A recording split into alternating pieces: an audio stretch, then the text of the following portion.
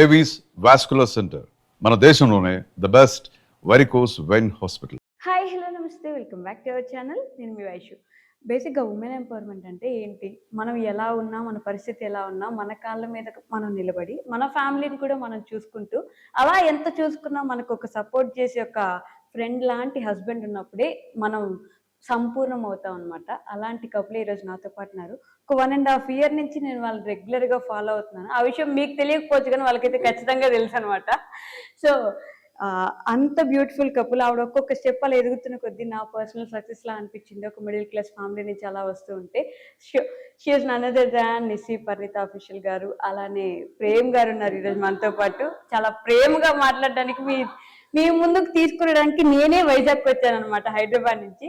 Late చేయకుండా బోల్డ్ అని విషయాలు మాట్లాడేద్దాం, వచ్చేయండి. హలో అండి.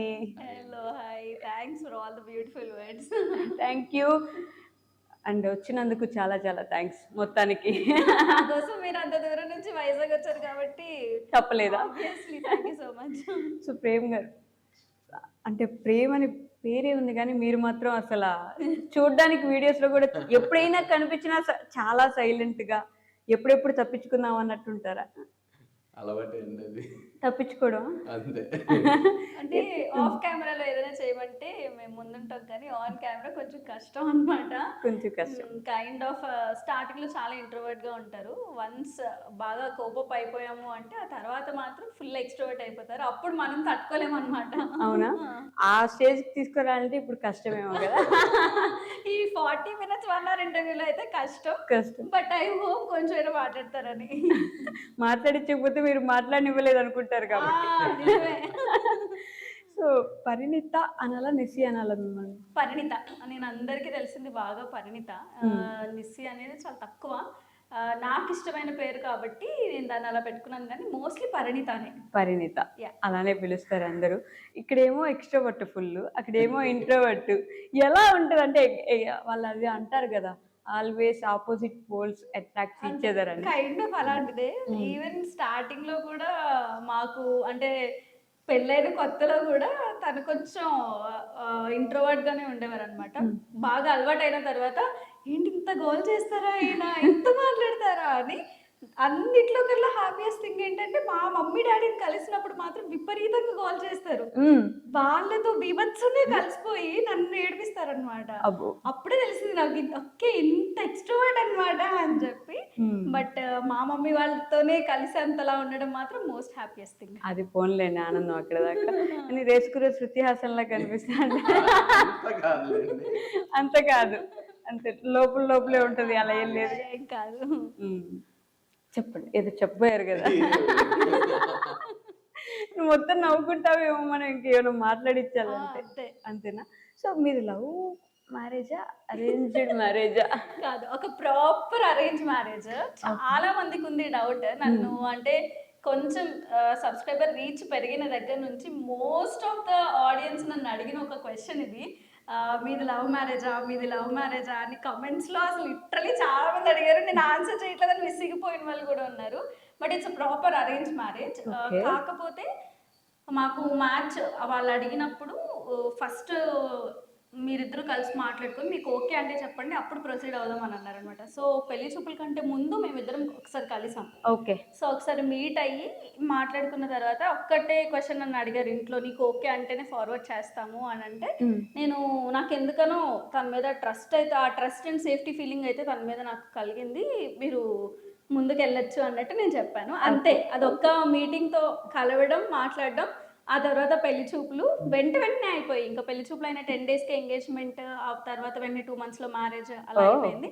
కాకపోతే ఎంగేజ్మెంట్ కి పెళ్లికి మధ్య 2 months 2.5 months టైం దొరకడం వల్ల, అండ్ పెళ్లి అన్ని పనులు మేమిద్దరమే చేసుకున్నాం లిటరల్ గా. షాపింగ్ చూసాం అప్పుడే కదా బాగా వైరల్ అయ్యే, ప్రతి రీల్ వైరల్ ఉండేది. బాగా షాపింగ్స్ అవన్నీ మేమిద్దరం. అంటే ఒక్క ఫ్రీడమ్ మా ఇంట్లో మాకు బాగా ఇచ్చారు, తనకి కానీ మాకు కానీ. ఇంట్లో ఏంటంటే మీ పెళ్లి మీకు నచ్చినట్టు చేసుకోండి, మీకు నచ్చినవి తెచ్చుకోండి అని. సో ఆ టైంలో బాగా బాండ్ అవడం వల్ల చూసే వాళ్ళందరికీ లవ్ మ్యారేజా అనిపించింది, కానీ no, it's a proper arrange marriage. In fact ఆ 2 months మాత్రం నాకు బాగా హెల్ప్ అయింది. అంటే తనేంటి అని తెలుసుకోవడానికి, తను ఎలా ఉంటారు, ఎవరితో ఎలా మాట్లాడతారు. ఇప్పుడు మనం అనుకున్నాం చూడండి, ఎక్స్ట్రోవర్ట్ ఇంట్రోవర్ట్ ఎవరితో అయినా ఇలానే ఉంటారా అనే అవన్నీ కూడా నాకు ఆ టైంలో తెలిసాయి అనమాట. అది బట్ ప్రేమ్ గారు ఆ ఫస్ట్ మీట్ అయితే ఏదో ఉందో ఆ రోజు ఎలా ఉండింది అసలు మీకు కన్వర్సేషన్? ఆ రోజు వెళ్ళి కూర్చొని యాక్చువల్లీ ఇద్దరు సేమ్ చర్చ్ కానీ ఓకే అసలు నాకు ఇప్పుడున్న అలవాటు అప్పుడు కూడా మనం వెళ్ళామా మన పని చూసుకున్నామా బయటకు వచ్చామా అంతే. ఓకే ఈ వీళ్ళు తెలుసు కానీ ఆ ఫోకస్ లో ఎప్పుడు చూడలేదు. ఎప్పుడో సమ్ ఆఫ్ ద టైం చూసాము, ఎందుకో డ్రాగ్ చేయాలనిపించలేదు, అడిగాము, ఇంట్లో చెప్పాము. వాళ్ళ ఇంట్లో అడగడం జరిగింది మా పెద్దోళ్ళు వెళ్ళి. అంటే మీకు ఇంట్రెస్ట్ వచ్చింది ఫస్ట్? లిటరల్లీ 1.5 years 2 years తెలుసు కానీ ఈ యాంగిల్ లో ఈ అమ్మాయిని ఓకే చేసుకుందాం ఆ కాన్సెప్ట్ ఎప్పుడూ లేదు. కానీ okay one of the time అంటే అలా అందరూ లవ్ ఎట్ ఫస్ట్ సైట్ అంటారు కానీ నాకు లవ్ ఎట్ 2 years సంవత్సరాలు నడిచింది. లాగిన అక్కడే తిరిగాము, అక్కడే అది కూడా మూగ ప్రేమేమో కదా. నేను యాక్చువల్లీ అడిగాను 1.5 years నుంచి తెలుసు కదా. నాకు చాలా తక్కువ అంటే నేను అప్పుడులో బెంగళూరులో జాబ్ చేసేదాన్ని. సో వచ్చి సేమ్ చర్చ్ అయినా కూడా ఇక్కడ ఉన్నప్పుడే కదా చర్చ్కి వెళ్తాం. మళ్ళీ బెంగళూరు హైదరాబాద్ వెళ్ళిపోయినప్పుడు అక్కడ చర్చ్కి వెళ్ళేదాన్ని. సో ఇక్కడ చర్చ్కి వచ్చినప్పుడల్లా ర్యాండమ్ గా చూడడమే తప్ప అస్సలు తెలియదు అనమాట. నిజం చెప్పండి, ఆ 1.5 years ఎప్పుడు అనుకుంటే అస్సలు నిజంగా కొంచెం కూడా అనుకోలేదు నేను. అస్సలు నువ్వే అవుతావు నా సోల్మేట్ అన్న చిన్న ఆలోచన కూడా లేదు. నేనే ఇప్పుడు మీరు అడిగిన ప్రశ్న నేను అడుగుతుంటాను, నిజంగా చెప్పండి ఫస్ట్ టైం మీరు ఎలా అనుకున్నారు నాకు చెప్పండి. నాకు ఇప్పటికి ఎప్పుడు ఆన్సర్ చేయలేదు కానీ బట్ అలా అనిపించింది ఒక మూమెంట్ లో అంతే అని అంటారు. అంటే ఇట్లా గాల్లో ఎగురుతున్న ఏంజల్ లాగా. ఇప్పుడు డార్లింగ్ సినిమాలో కాజల్ ఇట్లా వస్తుంది కదా బండి మీద, వింగ్స్ వస్తాయి కాజల్ కి. లోపల ఏదో ఫీలింగ్ కరెంట్ ఇట్లా గాలి. ఓకే, అలాంటి మూమెంట్స్ కూడా ఉండాలి కదండి, మరీ చప్పగా ఉంటే కష్టం కదా. బట్ ఈ సోల్మేట్స్ అనే వర్డ్ ఏదైతే యూజ్ చేశారో మీరు, ఎలా తెలుస్తుంది మన సోల్మేట్ అని? ఒక పెళ్లి చూపుల్లో సోల్మేట్ అనేది ఎలా తెలియదో ఆ ఫీలింగ్ ఎక్స్ప్రెస్ చేయడం కూడా ఎవరికీ తెలియదు. అది ఎవరైనా సోల్మేట్ అని తెలుస్తుందో లేదో నాకు తెలియదు కానీ ఒక కైండ్ ఆఫ్ నా పర్సనల్ గా ఇట్స్ నాట్ లైక్ జర్నలిస్ట్ కానీ నాకు పర్సనల్ గా అంటే హీ ఈస్ ద వన్. నన్ను చాలా మంది అడిగారు, చాలా మంది అంటే లైక్ తనే ఎందుకు వెంటనే చూస్ చేసేసుకున్నావు. మా ఇంట్లో వాళ్ళు కూడా అడిగారు, జస్ట్ ఒక మీట్ లోని ఇలా వెళ్ళి వచ్చి ½ an hour లో తను ఓకే అని అన్నావు, ఎలా అని చెప్పి. అది ఫస్ట్ పెళ్లి చూపులు మీకు. అమ్మాయిలకి బేసిక్ గా ఒక కైండ్ ఆఫ్ ఇన్సెక్యూరిటీ అండ్ ఒక కైండ్ ఆఫ్ మీరు అన్నట్టు ఒక ఇన్స్టింక్ట్ ఉంటది. అంటే చూడగానే కొంతమందిని ఈజీగా క్విక్ గా మన ఏంటి అని చెప్పి జడ్జ్ చేసేస్తాం యూజువల్ గా. సో అలా తనని కలిసినప్పుడు ఒక కైండ్ ఆఫ్ సెక్యూర్డ్ ఫీలింగ్, అంటే మనం ట్రస్ట్ చేయగలిగే గై అని ఈ రోజుల్లోని అదే ఇంపార్టెంట్. ట్రస్ట్ చేయలేము ఎవరు నేను, బట్ ఒక పర్సన్ ని చూసి ట్రస్ట్ చేయగలిగాము, నేను ట్రస్ట్ చేయొచ్చు దీనని అని అనిపించింది. నేను తనకు చాలాసార్లు చెప్పాను, ప్రేమతో కాదు ఫస్ట్ నమ్మకం వచ్చింది, నమ్మకం వచ్చిన తర్వాత మిమ్మల్ని చేసుకున్నాకే ప్రేమ వచ్చింది అని అంటే అది ఎలా అవుతుంది? ఫస్ట్ నుంచి ప్రేమ లేదా అని నాతో గొడవడతారు. కానీ ఫస్ట్ మాత్రం నిజంగా నాకు నమ్మకం కలిగింది. ఆ ట్రస్ట్ ఏదైతే బిల్డ్ అయిందో ఆ ½ an hour లో ఎలా బిల్డ్ అయింది అంటే నేను చెప్పలేను. కానీ ఆ నమ్మకం వచ్చిన తర్వాత ఆ ఇన్స్టింక్ట్ లేదు, తినే ఎట్టి పరిస్థితుల్లోని నన్ను డిగ్రేడ్ చేసేలాగా కానీ, నాకు డిస్రెస్పెక్ట్ఫుల్ గా ఉండేలాగా కానీ, లేదంటే నన్ను బాధపరిచేలాగా కానీ ఏది ఉండదు తన దగ్గర అని జస్ట్ అలా అనిపించింది అంతే. ఆ ధైర్యంతో ఆ నమ్మకంతో తీసుకున్న స్టెప్ ఇది. But end of the day I'm happy.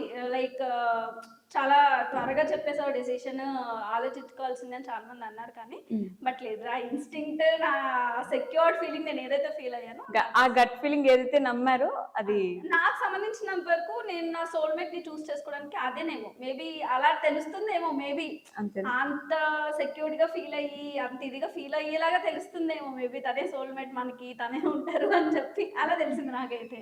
మరి తన సంగతి నాకు తెలీదు. ఇప్పుడే చెప్పారుగా, ఎక్స్ప్లెయిన్ చేయలేదు. అలా చెప్పేస్తే పని అయిపోద్ది కదా. ఎవరిని అడిగినా సరే ఏదో ఎవరి రీజన్స్ వాళ్ళకి ఒక ఎక్స్ప్లెనేషన్ ఉంటది కానీ వాళ్ళ ఫీలింగ్స్ వాళ్ళకి ఇది అన్నట్టుగా. కానీ కొన్ని డైలాగ్స్ ఉంటాయి కదా, ఎంత అని అంటే చూపించలేవు, ఎంత అంటే చూపించలేవు. ఏంటి డైలాగులు చెప్పినప్పుడు సముద్రం అంతా అంటే దాన్ని చూపించలేవు, నా ఎక్స్ప్రెషన్ ని నువ్వు చూపించలేవు, నువ్వు చూడలేవు అంతే. అది కూడా కరెక్టేలేండి. అంటే అలా అనుకుని నేను కూడా ఊరుకుంటున్నాను, ఇంకా ఆప్షన్ లేదంట. ఏదో ఒక రోజు మీరు కూడా ఒక ఎక్స్ప్లెనేషన్ ఇస్తారు, అప్పటి వరకు మీరు వెయిట్ చేయండి. అంటే తన ఎక్స్ప్లెనేషన్ కొంచెం డిఫరెంట్ గా ఉంటుంది, ఎక్స్పెక్ట్ చేయని విధాల్లోనే ఎక్స్పెక్ట్ చేయని రూపంలో. But I believe in this, words కంటే కూడా actions are more important in relation, in love and true everything. True true. So actions పరంగా నాకు ఎప్పటికప్పుడు తెలుస్తూనే ఉంటది. సో వర్డ్స్ తను చెప్పాలని నేను ఎక్స్పెక్ట్ చేయను, ఎప్పుడు అడగదు. నేనంటే మోర్ టాకిటివ్, సో నన్ను ఏదడిగినా నేను గంటలు గంటలు మాట్లాడగలను. తను మాట్లాడరు, తను కొంచెం ఎక్స్ట్రోవర్ట్ గా, అంటే నేను ఎక్స్ట్రోవర్ట్ కి తను కొంచెం ఇంట్రోవర్ట్ గా ఉంటారు అని తెలిసి కూడా అడగాలని అనిపించదు. బట్ తను చేసే పనుల్లో నాకు తెలుస్తూ ఉంటుంది. ఏదో అంటే ర్యాండమ్ గా ఎప్పుడో ఇయర్ లో ఒకసారి అన్నట్టు కాకుండా ప్రతిరోజు out of the blue sudden గా ఏదో ఒకటి చేస్తుంటారు అనమాట. నీకోసమే తీసుకొచ్చా, నీకోసమే చేసా అంటారు. ఎండ్ ఆఫ్ ద డే చాలా మంది అడుగుతారు అంటారు చూడండి, యూజువల్ గా నన్ను ఎవరు నువ్వు బాగున్నావా అని కూడా అడగరు అని చెప్పి. బట్ రోజులో ఒక 10 సార్లు అయినా నువ్వు హ్యాపీ కదా, నీకు నచ్చింది కదా అని అడుగుతారు. That is where the girl whole heart అక్కడే ఉంటుంది. So that is what he do. So అడగాలి, వర్డ్స్ లో చెప్పాలి అనేది నాకు తెలిసి అక్కర్లేదు అనిపిస్తుంది. Love is not like I love you కాదు, తిన్నావా, ఓకేనా, జాగ్రత్త, ఇలాంటివి చాలు చాలా అనిపిస్తుంది అందులోని. సో అందుకని ఎక్కువ అప్పటి నుంచి టెస్ట్ చేయడం మానేసాను. ఓకే, చేతల్లో కనిపిస్తున్నప్పుడు మాటలు ఎందుకు ఎక్స్పెక్ట్ చేయాలి.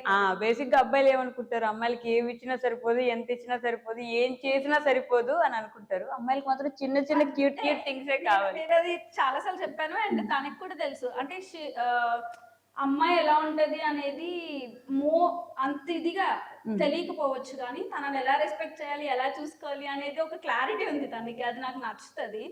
హీ రెస్పెక్ట్స్ అ లాట్, చాలా రెస్పెక్ట్ చేస్తారు. అట్ ద సేమ్ టైం అంతే రెస్పెక్ట్ కూడా ఎక్స్పెక్ట్ చేస్తారు.